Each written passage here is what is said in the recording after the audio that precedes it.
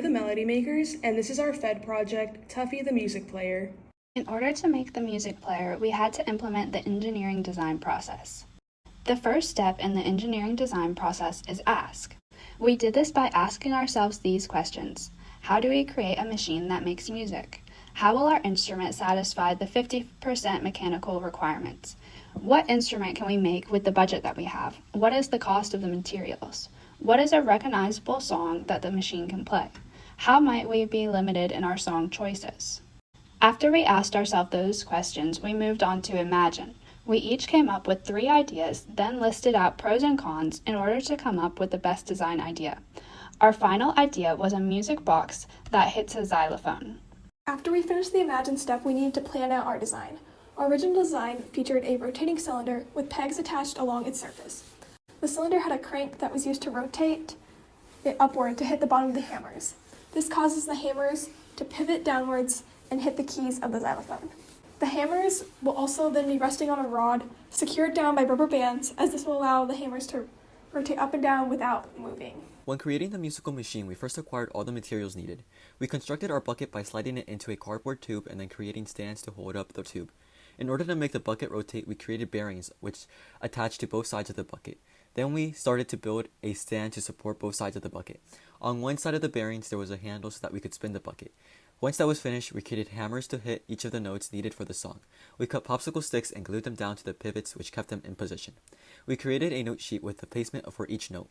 The sheet was the length of the diameter of the bucket and the notes were spaced out evenly. Each pin was placed for a note on the bucket where it would hit the xylophone key for precision and timing. After this, we started creating the placement of the thumbtacks so that they would hit the hammers at the right time of the song. To improve our design, we decided to have the bucket spin downwards, which made it significantly easier to get the hammers to return to their original positions.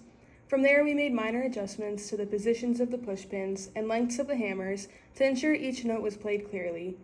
We also attached each element of our music maker onto one solid board to increase durability and consistency. And then lastly, we decided to paint our music maker to make the overall design of it more cohesive and aesthetically pleasing. Here's a video demonstration of how our music maker works.